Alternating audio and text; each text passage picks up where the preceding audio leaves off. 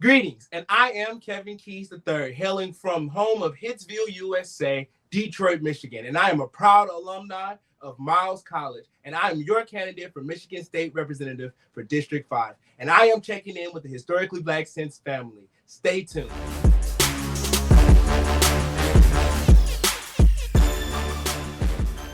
I'm excited to hear more about this campaign platform and everything you got going on. So, give us, before we get into all of that, for the people who may not know, give us a little bit of your background information. I know you're a Miles graduate, a Sigma man, so just give us a little bit of background before we get started.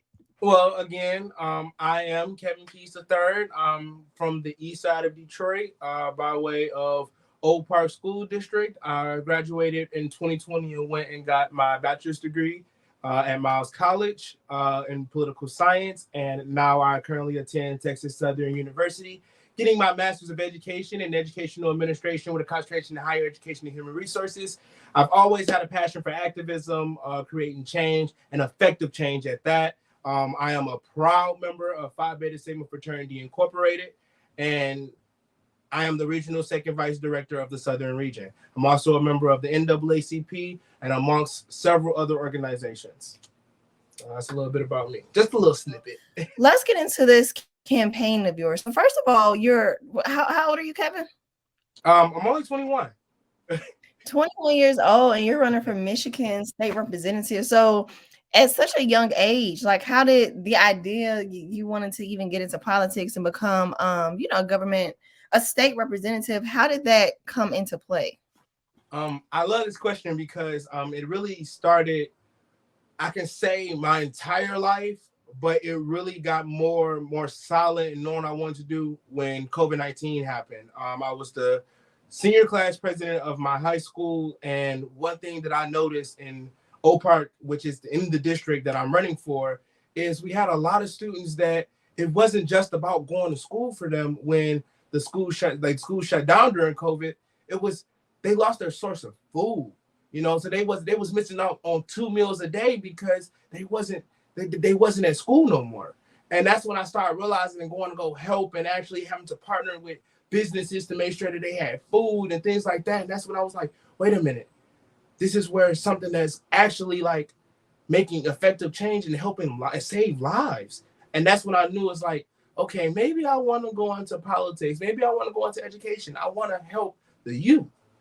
Next thing you know, I went to Miles College and started going into the SGA and started getting into politics. And I ended up changing my major from history to political science, actually, once I got down there. And one of my first teachers was Dr. Richard Arrington, who was the first Black mayor of Birmingham, Alabama.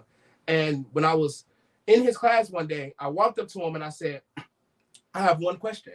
I said, how did you do it? By the time that conversation was over, I knew exactly what I wanted to do for the rest of my life. I knew that I wanted to go into education and change lives, but I also knew that I wanted to go into politics, get in there, do what I need to do, and make sure that the people get what they need. And let's take it back a little bit to, and not too far, because I mean, you're fresh out, but Miles College, your Miles College days a little bit. You held a lot of student leadership roles on campus. So how did those student leadership roles really prepare you for, just post-graduation, getting into what they call the real world and corporate world and all that? How did your HBCU experience prepare you for that? I can really say, like, to be honest, SGA really helped my entire campaign. Like, for people who think that, the SGA elections is not serious and they're not important, you really, really don't know the amount of work that we put in those campaigns, because it's the same amount of work that I'm putting in now. And it's just really just multiplied by 2 for real, because honestly, it's like the graphics still have to be the same. The theme, the way you talk to people, the way you campaign, the way you go out there and say, hey, this is my platform. That's all the same. So it was like the fact that I was able to take SGA serious in college, it has helped me now that I'm out and I'm going into politics. It's like, you know what you was doing when you ran 3-4 elections when you was in college. You know what you're doing now. You know exactly how to set it up. I was able to start up my entire campaign by myself. Now I have a team, but I was able to do it exactly by myself because of the experience that I had in the past. Even like, we're gonna get into this keys for success, campaign strategy. Tell us a little bit about that, about your platform and what this is all about. The key success is all about. Well, the keys to success: unlocking the doors to a brighter future. It's not just a play on names. It's literally adding the resources that's needed. We always talk about equality, but we never talk about equity. We never talk about actually having the resources to actually get us to the places that we want to go. So my campaign, we're trying to show you that we're going to give you the resources. We're going to make sure that you know exactly what you need to progress. Everybody's point in life is different, I ask you, right? Kevin, what do you have to say for people who may say he's only 21 years old? What does he know about being a representative? What do you have to say for those people who may be, unbelievers in the Keys to Success campaign? Genuinely, I love the fact that a lot of people feel like, oh, well, you're too young. But then we say that, oh, people are too old. And we talk about term limits and how, it should definitely be a maximum age. And it's like, at the end of the day, what I say and what I've noticed when I sat back is if you couldn't get it done in 40 years, it's not going to get done. Okay, we have these people that has been in these positions 40, 50, 60 years and it's not getting done. So that's not the way for effective change. Clearly, it's not the experience that makes you know what needs to be done. I also don't say that I'm a politician. I am someone who knows the effective change that needs to be made. Again, effective change. It is a difference between just change and effective change. And I know that we need to make effective change to progress as people. So one thing that people can say about my campaign is, yes, I am young, but I have already showed that I can achieve all odds. A lot of people told me there was no way you were going to graduate in 3 years. I've done it. They told me I was about to get my master's in a year. I'm about to do it. It was people told me that there was no way that you were going to come from the east side of Detroit and actually get a degree. I'm working on my second one. So it's so many times I've always had people tell me that, oh, you can't do this and what you can't do and you can't do this, you can't do this. And it's like all I can say is I'm about to show you. I will show you. You will see. You will see what I'm capable of. And you will see what I can do. We have policy that we need to put in place. And I have those policies already drafted up. And I'm releasing those policies. And I'm showing y'all that we actually care about these things that y'all care about. We're talking about these policies. We're actually educated on these policies. We know the problems that needs to be corrected. So it's like, it's not just me. I have an entire team behind me that knows what they're doing. So it's like, it's different. We're actually actively trying to be the voice. I don't want to get into I know y'all probably going to ask me a question on what makes me stand out between my candidate, but my candidate is not putting these voices first. I am here to be the voice of those who were silent for too long. How can people get involved? What are some things that you need to help get this really off the ground? Well, I always tell somebody that I feel like your time is worth more money than anything that you can give me. Of course, we need money to move a campaign forward, but that time, that actually getting down and connecting with each and every constituent that's in this district is more important to me. And if I can get on the ground and knock on every door and I have someone representing on my behalf and things of that nature, I promise you that is what I care more about. So you can go on www.keystosuccess24.org, and that's keys, the number 2, success24.org, and hit the volunteer tab. I need volunteers. I just had a meet and greet yesterday, and I stated that I need about 100 consistent volunteers, like to be out there just moving around, making sure we do on phone banking when it's time, making sure that we're actually actively sending letters, making sure we're fundraising, we're getting donors. Like the time, like piece is actually more important than anything else. Now, we also need those who might not live in Michigan to actually donate. At the end of the day, we need people who have faith that this is what I can do, and if you send $1, that is showing that you have faith that I can do exactly what I said I can do. Okay, so that you can go on Keys to Success 24 on Cash App. You can go and text 5355 and text Keys to Success, and it will show you how to donate. You can donate on the website under www.keystosuccess24.org, and you can go to the donate tab.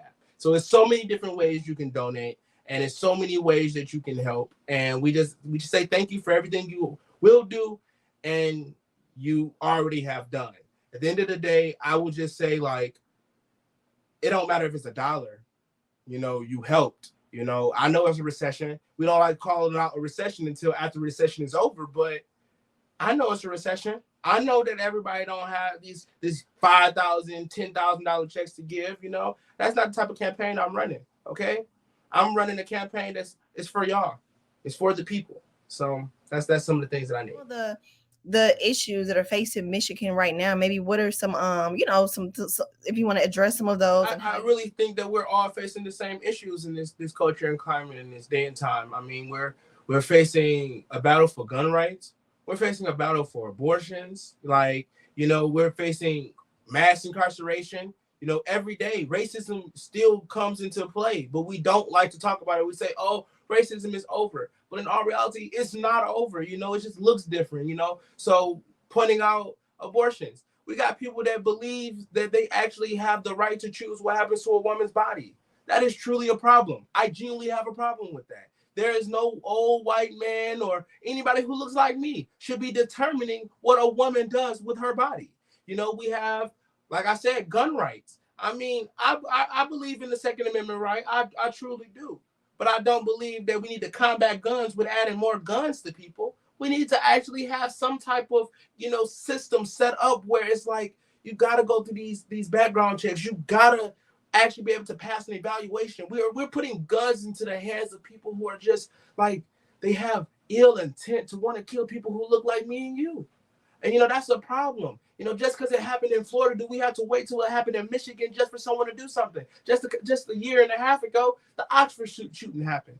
Many people lost their lives, and it's like we're still not putting gun reform into place. So it's like, when are we going to actually say something about that? Inflation is a problem. Everyone is saying that they're so scared about what's about to happen to the currency of the U.S. dollar, but yet we're not trying to put more businesses into our communities so we know how to make these things.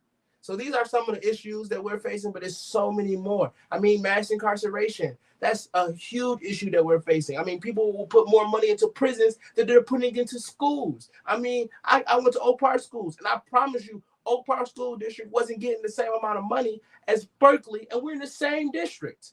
But I promise you, we was going off a class set of 30 just for the entire class, the entire people that they were teaching, instead of, like Berkeley, they got take home textbooks and things of that nature. It shows this difference with people who look like me and people who look like them. And that goes into the systemic racism. We got to end all that. And it's so much that we have to do. But the first step is putting me in office. you want to add to maybe some things we haven't already discussed that you want people to know, maybe even just about you in general in the campaign overall?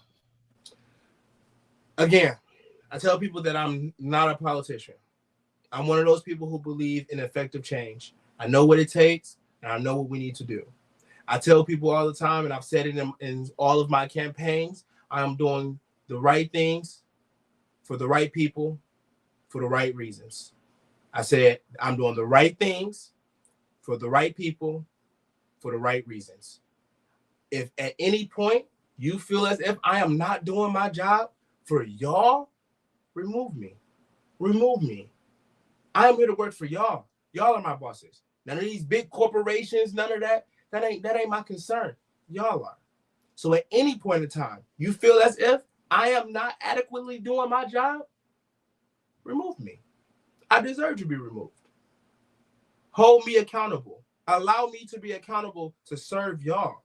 Because it is my job to work tirelessly to make sure people understand y'all concerns, to make sure that people hear y'all voices. This is about y'all. This is way bigger than me. So I want to say thank y'all all for watching and giving me the platform to say everything that needs to be said. And I promise you, it's more coming out as this long journey we got ahead. And I just want to say thank you to everyone for being there every step of the way.